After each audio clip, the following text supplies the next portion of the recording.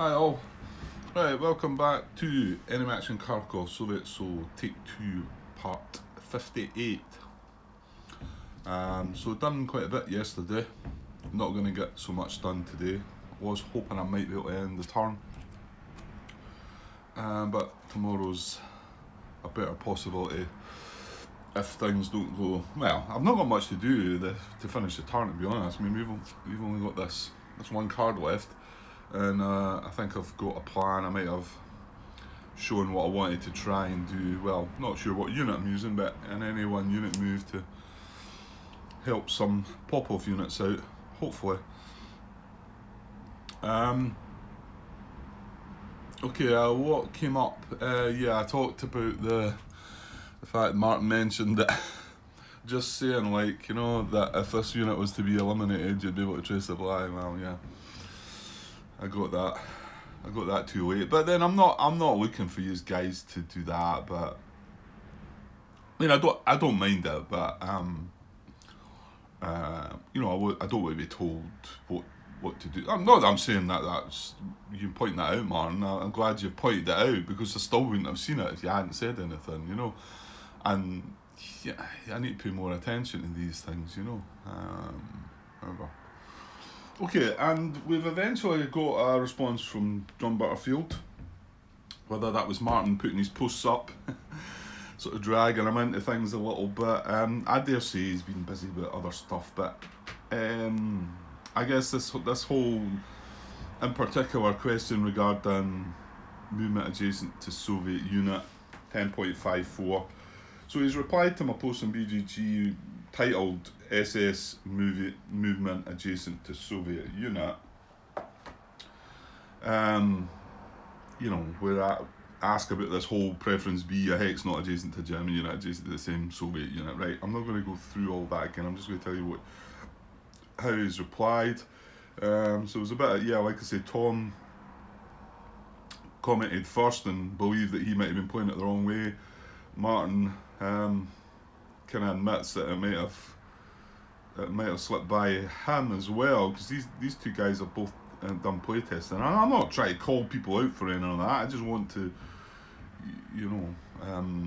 want to know if I'm doing things right, and then if there is something wrong, correct things. I'd like to think, like I say, Enemy Action Ardennes, and Martin gathered a bunch of questions on maybe more than one occasion to ask John throughout my playthrough, and I could be wrong, but maybe Martin wasn't involved in the playtesting of Ardennes. I don't know.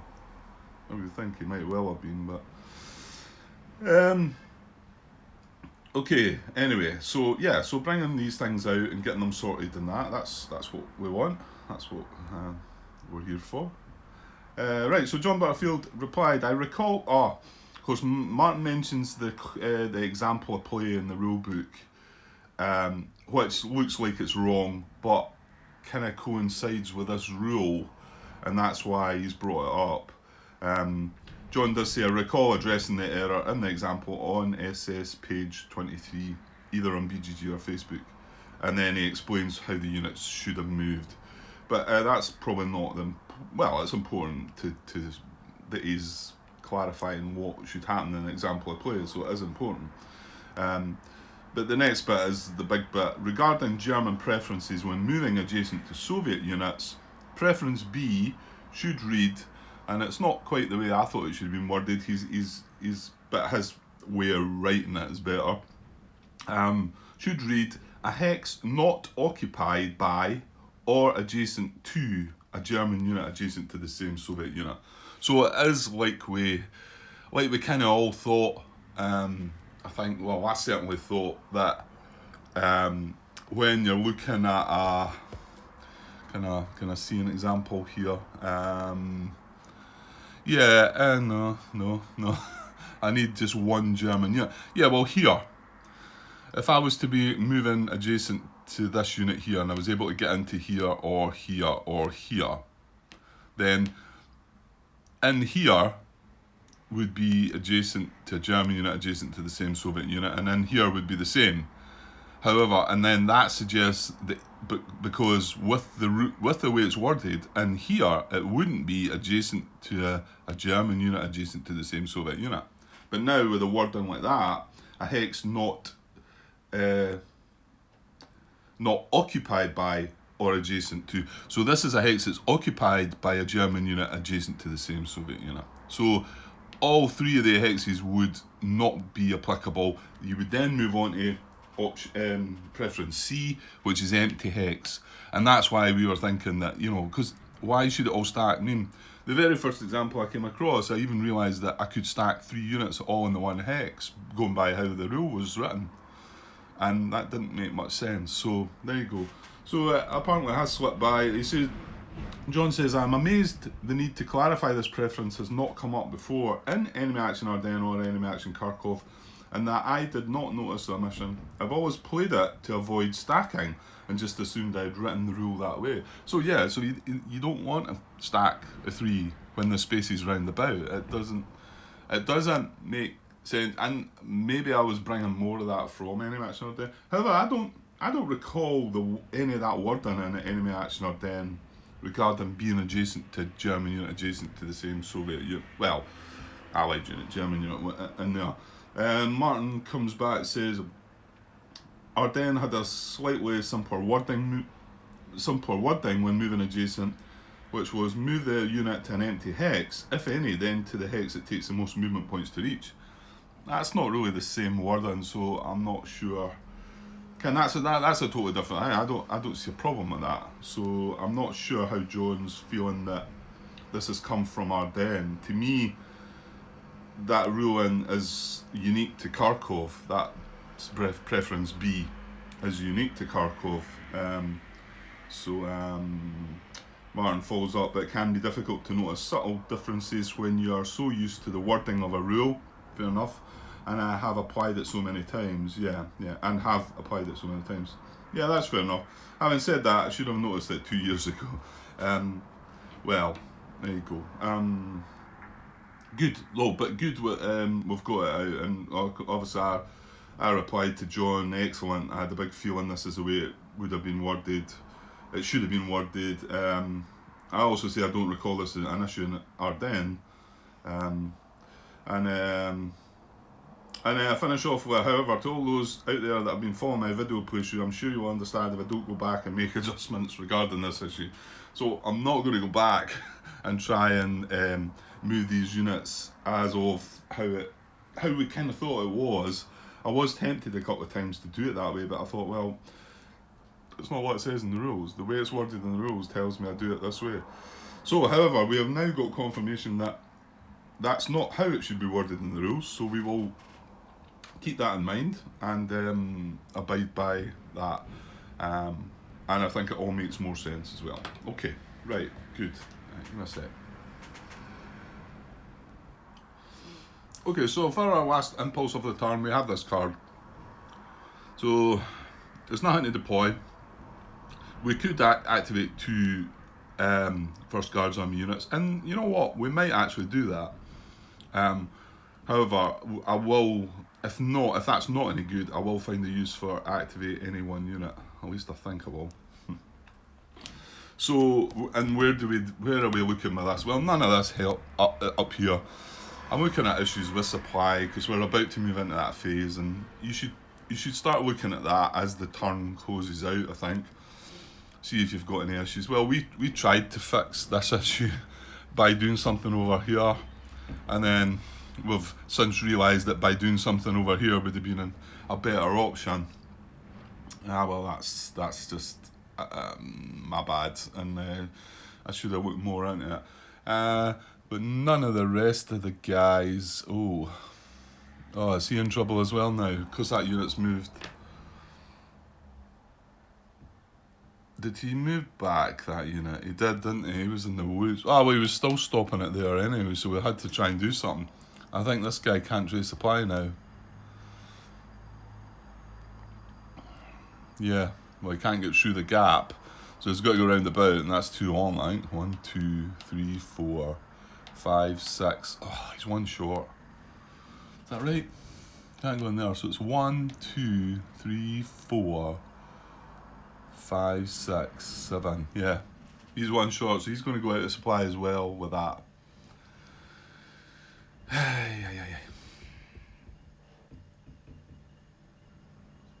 Well, there's nothing. I was going to say there's none I can do about that now, is there?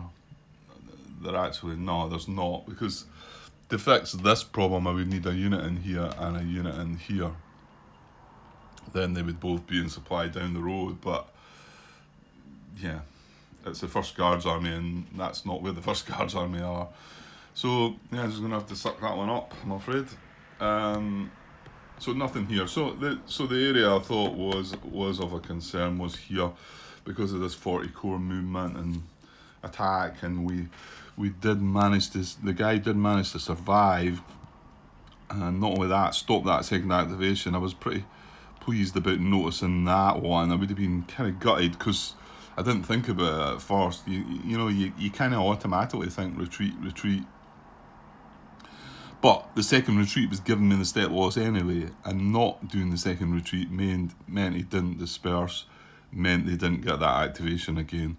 So yeah, I was happy to see that I'd noticed that one. Obviously my problem is now these are all, we've enabled this guy to get back in supply by moving, well, any one of these units would have done it, and they can trace into here and down and away. However, with this situation, these 2 units have got trapped because he's actually surrounded as well. So there's no. So what I hope I can do is put a unit either in here or in here. So let's just play the 1st Guards Army units card. Now I'm not sure yet if I'm using it for the 1st Guards or not, because I've got the 2 up here. I mean, okay, I don't think I can move this one. 1, 2, 3. Yeah, he's not going to be able to move across. I mean, it could be this guy maybe, but that's risky leaving the city. Or should it not possibly be? No, I don't think he'll reach, will he? No, he can't reach either. So I don't feel like it should be this guy. Now the other option is an any one unit move, so which means we could take something out of here. We could take that newly strengthened infantry unit and just leave the 2 units in there maybe.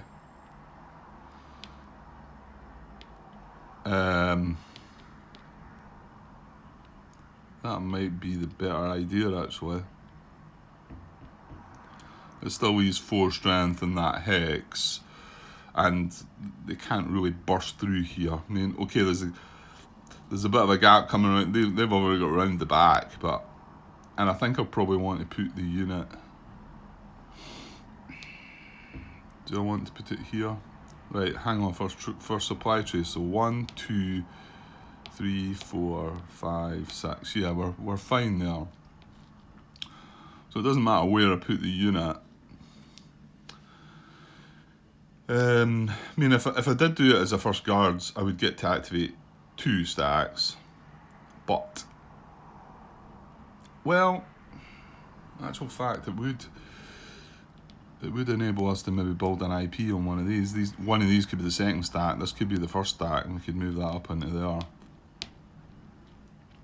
Build an IP on one of them.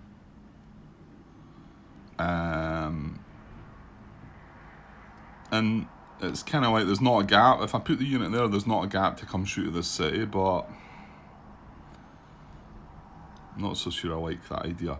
Plus, I'll tell you why else as well, because I want to try and do something about this next turn. Not quite sure how I'm going about it, because there's 7 strength in the town, so that sounds horrible. Maybe I've got to just consider maybe try to pick that guy off first. We already tried to have an attack at him, didn't we? Okay, so I'm going to do an any one unit move, I think. He says not confident at all. There's 5 strength in there, isn't there? and that could be added to, that guy could go out and in, so that could be 9 strength against our 4 in here. With an IP, so 9 against 5.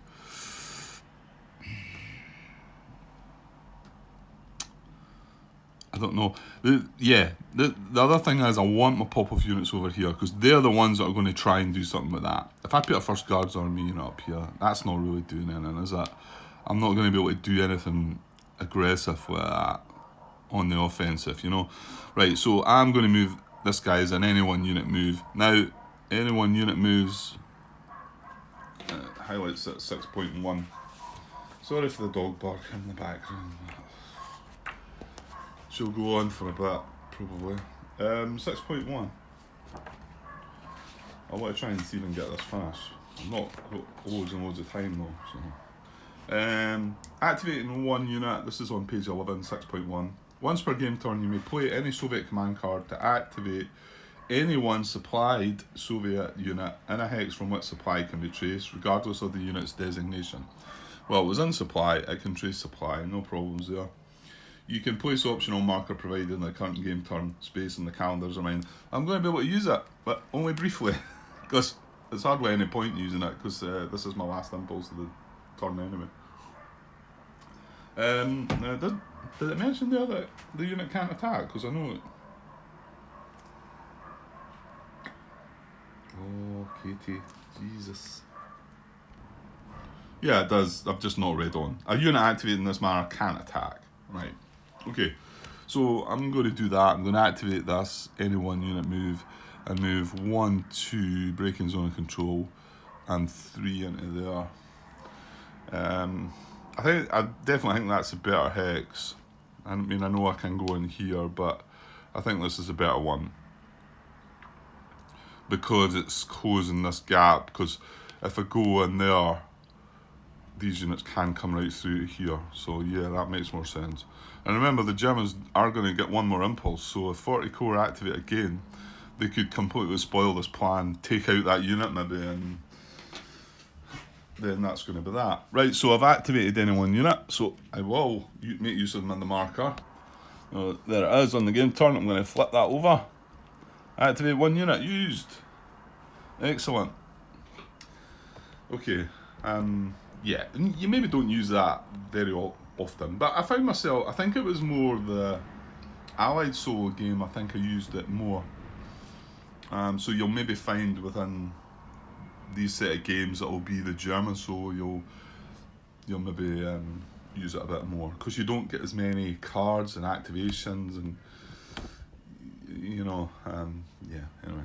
Right, well, that's that. So that does count as pop-off having activated, by the way, so we need to put our marker up. Not, again, that matters, but that move does actually count as that whole army having activated, so I can't activate them next impulse. Bear in mind that the end of turn clears that situation, and and yeah, we can look forward to 3 units coming in. That's nice. That's nice. The pop-off one's a 2 strength. Yuck. Okay. Well. Right, so that's our last card play of the turn. So Germans get 1 more impulse, and yeah, let's just move on while still going. Right, okay, here we go. Last impulse, hopefully. It's core rouse. I'm just kind of glad. I didn't want to see 40 core, really. Deploy all, that should say core rouse reserves, if there's at least 2 eligible. There's nothing in the reserve units box for the Germans. Activate all units in the core. So we're going to do that. Yeah, quite probably.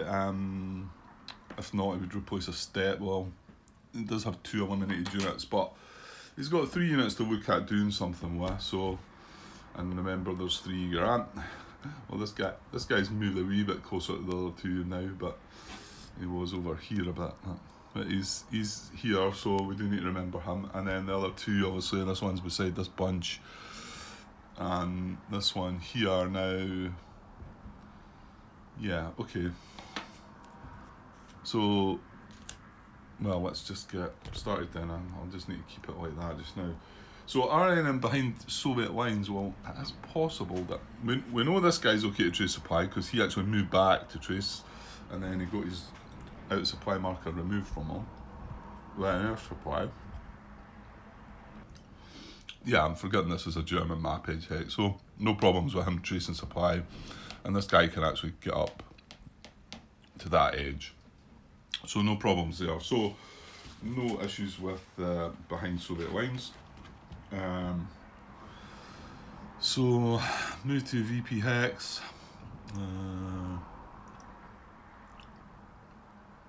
Yeah, keep it in mind that when you get there, if there's a Soviet unit proximate to it, that's the one that counts. But yeah, I told you Tom had a good reasoning behind that.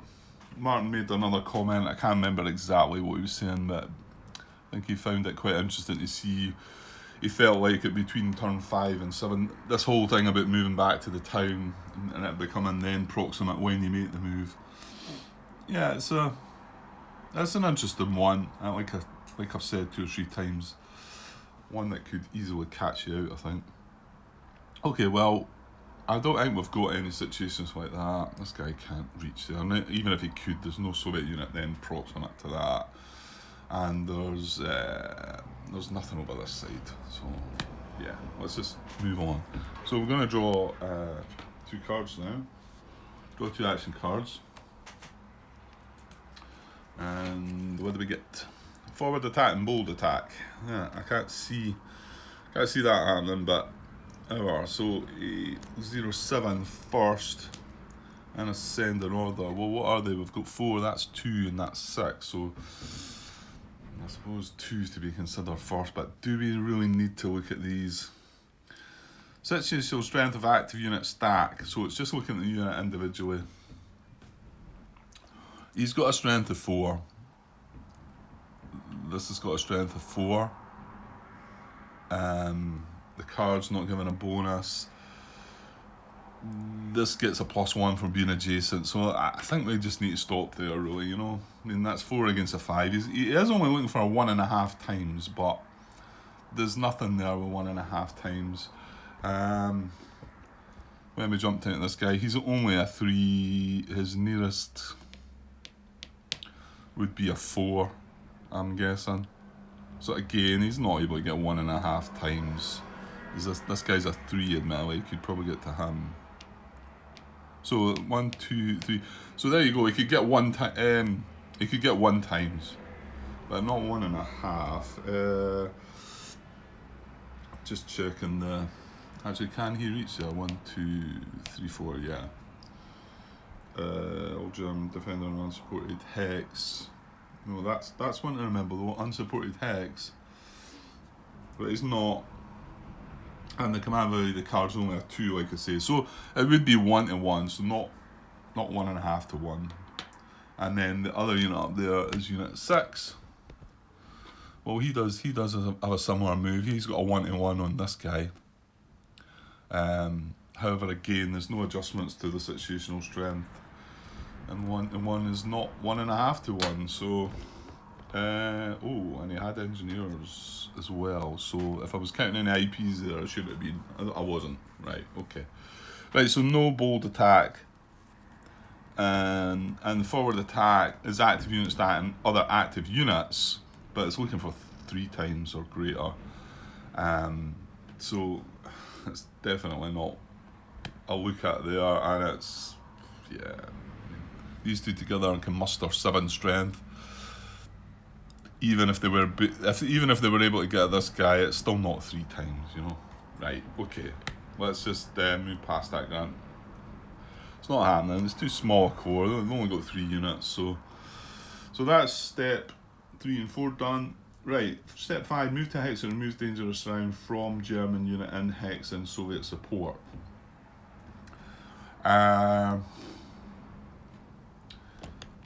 Well, there's no. I mean, they're going in descending order, and well, okay, right. We'll pop back to that guy. So who's the highest is this guy? So this guy probably is in danger sound, although I'm not Hang on. 1, 2, 3. No, not that'll not work. 1, 2, 3, 4. Is he? 1, 1, 2, 3. Ah, yeah, he is. He is.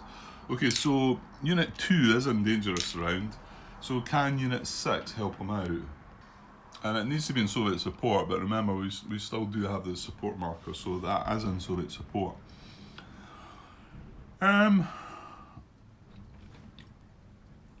Well, I dare say I'm moving. Oh, maybe not. Yeah, 1, 2, 3, 4. I dare say I'm moving into there. Would probably relieve that guy from dangerous round. However, he's probably going to put himself in dangerous round. Well, maybe not though. All these hexes broken. So that's 1, 2, 3, 4, 5. Right, that was a wait. I'll get a later. Hopefully I remember this time and don't stand on it.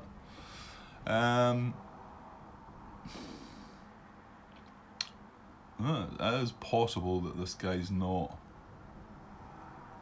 And this out of supply unit is a mechanised unit, so if I remember rightly, he can only move. Mechanised unit moves 2 hexes maximum. So yeah, I mean he can only get to here. So that's not surrounding that guy. Well, maybe this does work then.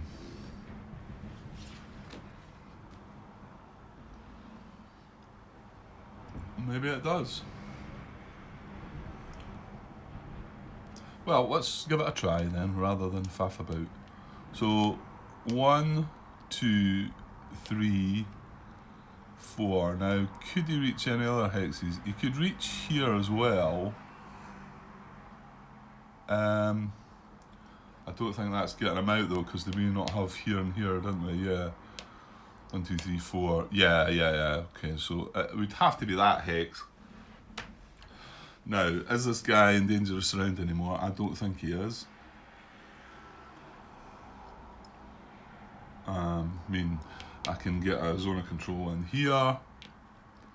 However, I mean, he's got protection from that unit. So that does remove dangerous surround from him. That looks quite a good move for them as well. Oh, I tell you what though. Does that not? It does. It's going to allow me to get supply with that guy. Okay, I'm all for it now. So yeah, so he can move there, right? So what was it again? Move to a hex and remove dangerous surround from a German unit in hex and Soviet support, or enable supply trace from German occupied hex. And then prefer, well, the other thing I look at is this guy will be in dangerous surround. I don't think I could help that guy though from where I am. No, I couldn't.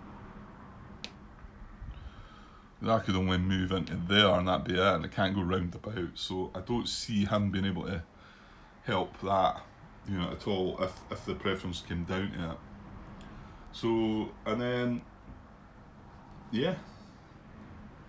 So the movement restrictions, don't cause Soviet proximity, no that's fine. Don't cause any German unit in hex and Soviet support to be put in dangerous surround. No, this guy was already in dangerous surround anyway.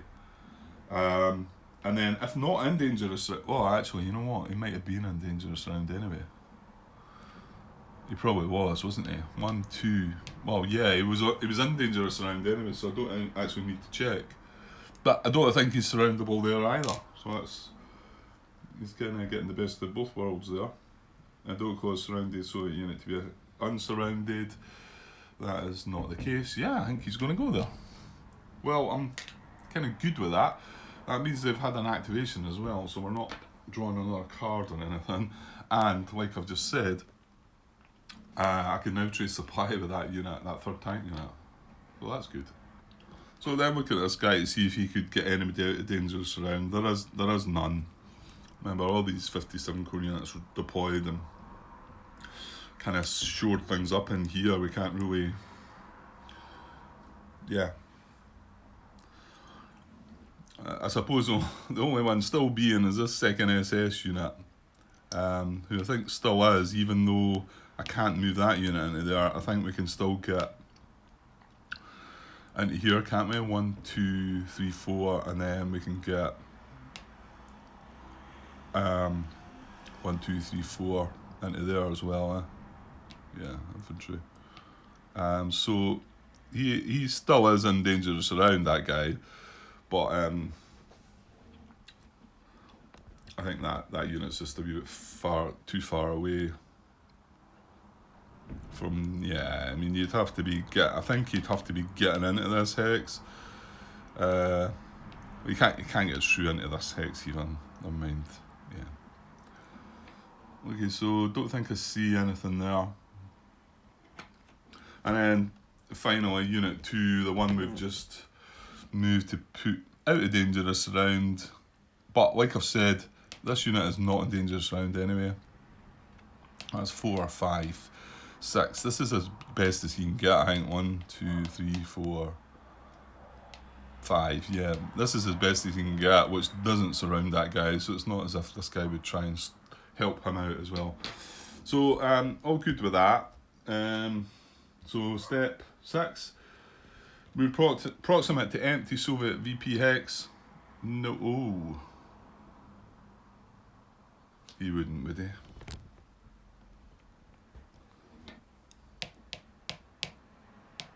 He might.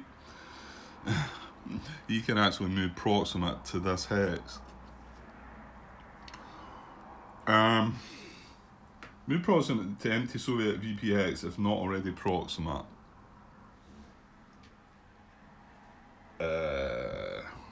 Okay. Well, he's going to do this because, remember, it doesn't say that they need to be able to trace supply. I mean, he might still be able to trace supply from where he ends anyway. 1, 2, 3, 4. If he was here, 1, 2, 3, 4, 5, 6, he can still trace supply as well. Okay, well, I think he's going to make this move then. Unless he's breaking any other restrictions. It's not as if he's stopping these guys from being surrounded. These units are too far away. They're not even on the picture there, so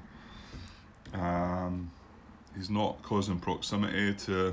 I mean, there's this town, but again, there's nothing proximate to it, or be able to be proximate to it.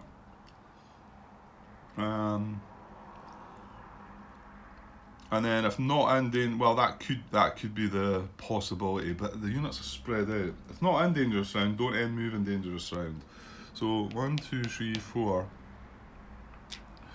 He might be though. 1, 2, 3, 4. Because 1, 2, 3, 4. Oh, I think he is going to be 1, 2. No.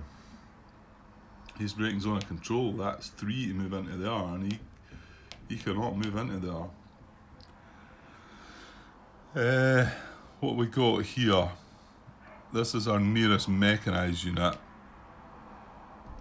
1, 2, 3, 4, 5, 6.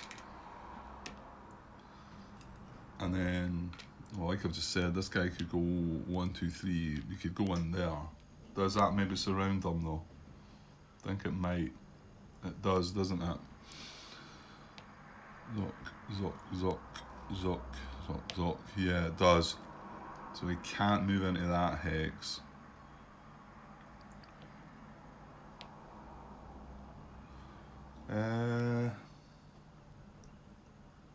Here's a thought though. I mean, it just says move proximate to empty Soviet hex if not already proximate.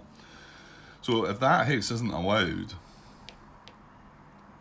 would that hex make any difference then? Because I'm still proximate there, and to be honest, I'd be proximate there as well. Right, well, we've counted that one out. Would there be proximate there? Yeah, so there's 3 other possibilities. And, well, yeah, they might actually work.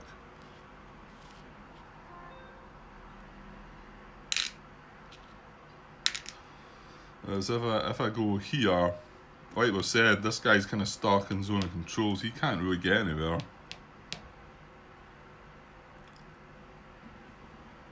Well,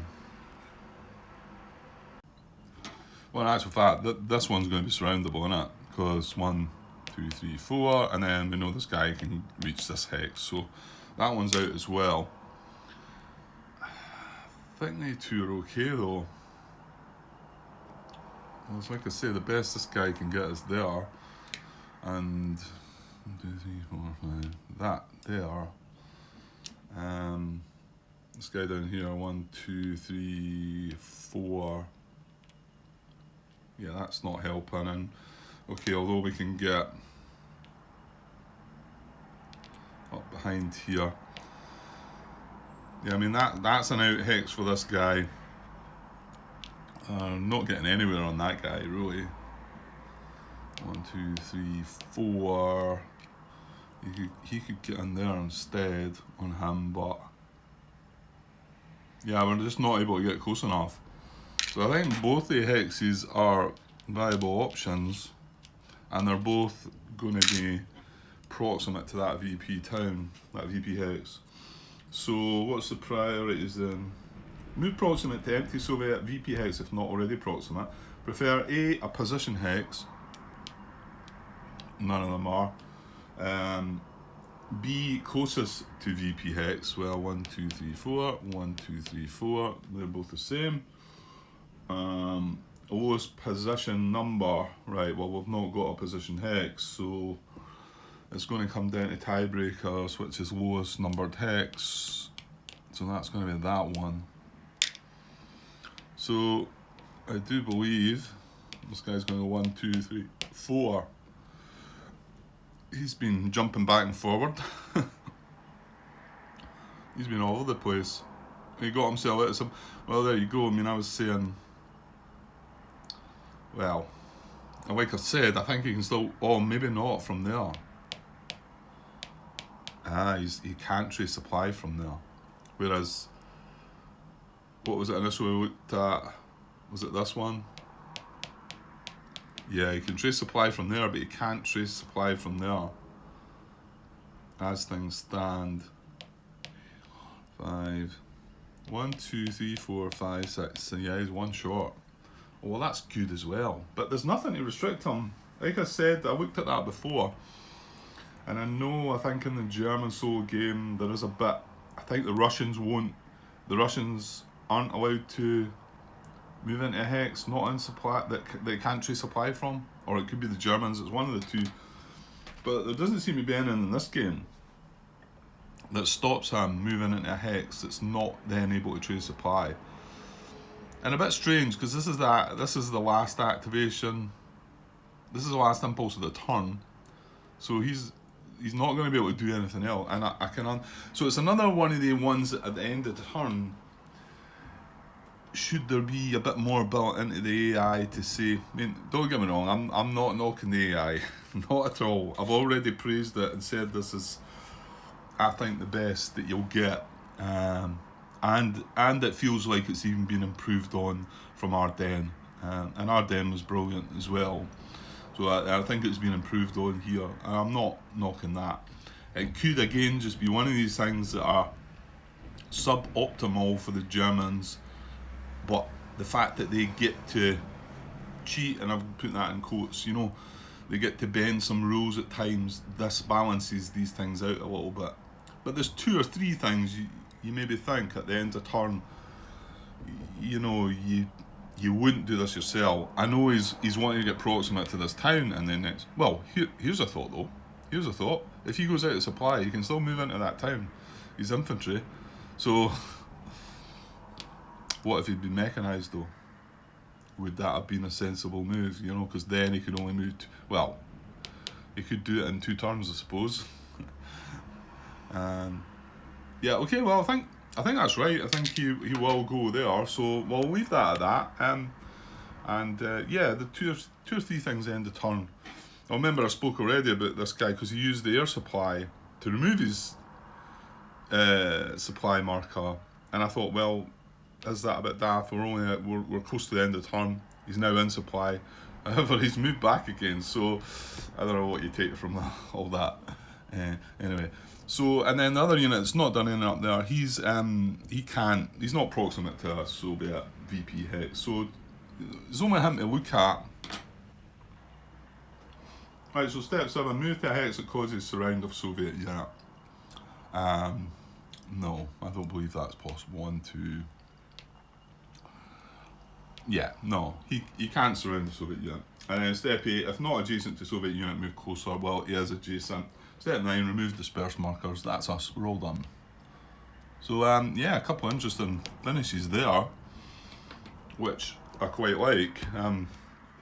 The fact this guy's went out of supply. However, I do need to be mindful that he is proximate to this, and if he were to activate again, whether supply or not, he'll move into that VP hex.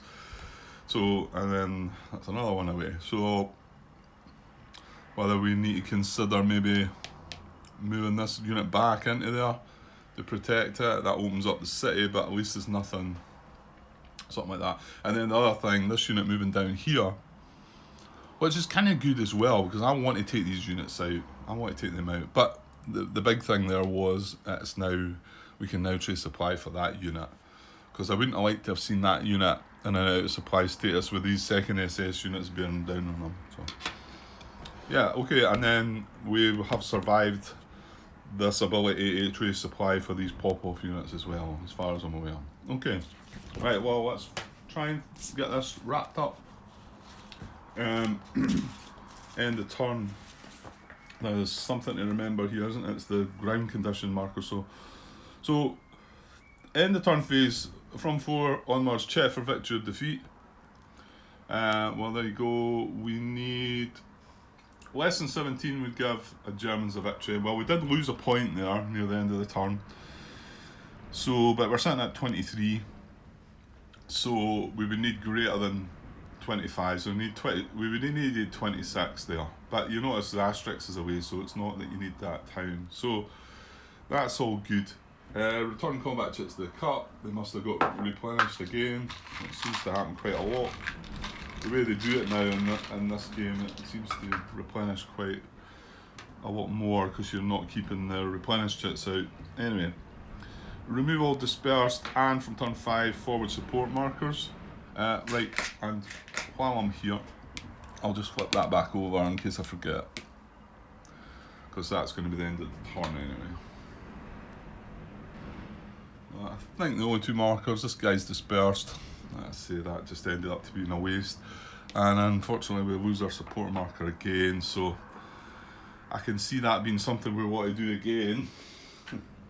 Whether that's good thinking or not, I don't know. Right, can't see any other disperse, right? Nothing hiding though, we missed that one the last turn, didn't we? Down here, because it was underneath a unit, but no. I don't believe there's anything. Remove garrisons, unable to trace reserve supply. Well, there's a couple in there, not too many, is there? They're fine. There's still one away up the top there, but it's fine. This one here is fine. Oh, and there's one in here which I just didn't notice, but it's fine. So all good with them. Right, this is the new part. Reveal ground condition marker for the next game turn. Right. Right, this can really mess things up. I think, is there not one chit that's heavy mud and you skip the whole turn or something? I seem to remember reading. Right, where does it tell you about that? Right, wait till I find this in the rule book. It's not got a mark there on the sequence of play. So wait till I find this. That was a struggle to find it, but the bit I've went to, I remember being at before. It's right at the end. It's within the campaign game instructions on page 42. And it's 18.33 is ground condition markers. On game turns 7 through 13, the ground conditions vary randomly from frozen to light mud to heavy mud, based on the ground condition markers revealed that turn. Set up and revealed ground condition markers as follows. So turn 6 is where we're at. During the end of turn phase of game turn 6, mix together face down the 5 ground condition markers Place 4 of the markers face down on the calendar spaces for turns 7 to 10 and place the 5th marker aside unseen. Right, okay, so I'll go and find the ground condition markers. Okay, so there's the 5 markers. So match together face down the 5 ground condition markers and place 4 of them on the calendar space. Right, okay, I'm going to do that. I'm going to shuffle these up a bit. Probably roll a dice to pick one that doesn't go, and then we just set that aside unrevealed, and then I'll put them on the turn and I'll show you then. Right, okay, that's that done. So I removed one of them face down unseen. I haven't looked at it, and then I randomised these. So that's 7, 8, 9, 10. So, and they go face down as well. So 6 to 12, between turn 6 and 12, during the end of turn phase of game turns 6 to 12, reveal the ground condition marker for the next turn. For example, reveal marker for game turn 10 at the end of game turn 9. So we're going to reveal this now then, aren't we? Yeah, 6 to 12, reveal ground condition marker for the next game turn. So we're going to reveal 7. And we get Frozen, right? Frozen's the one they've got the most. There's 3 Frozens. And I think that's the one, yeah, no effect. Frozen's no effect. So, no problems there. We've got White Mud and Heavy Mud. Of course, we don't know what the one set aside is. There was 3 Frozens, a White Mud and a Heavy Mud. So, it's quite... But Heavy Mud is no cards are played and no units are activated this game turn. The sequence of play is limited as follows, and there's a separate one. And White Mud obviously causes some problems with things as well. But Frozen's no effect, so that's fine. Yeah.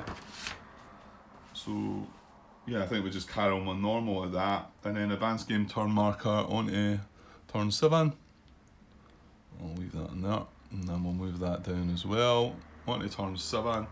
Now, a couple of things to remember. The Germans are going to go first from now on.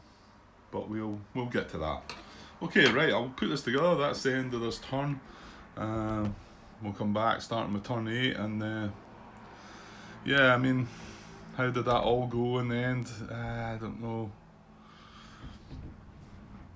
Not terribly happy with things, but we're still holding okay. But it does show you that 40 core didn't look that strong an army, but I was able to come in there and mess about. And mainly because I had a unit with just 3 strength in there. So when the units are close by, you need to stack them up. We've got a better situation here, but this guy is only 5 strength, so it's iffy. Yeah, okay. Right, I'll get away just now, and we managed to squeeze that in before I've got other things to have to do today. Doubtful. Maybe be back later tonight, but I've got other things on. It's my stepdaughter's 18th birthday today, so happy birthday, Ellie. And we're going out for a meal and no doubt a couple of drinks, whatever. Okay, right, I'll be back with start of turn 8. Start of turn 7. And it'll be part 59, I think. Anyway, whatever it is. Okay, I'll see you soon. Okay, cheers, guys.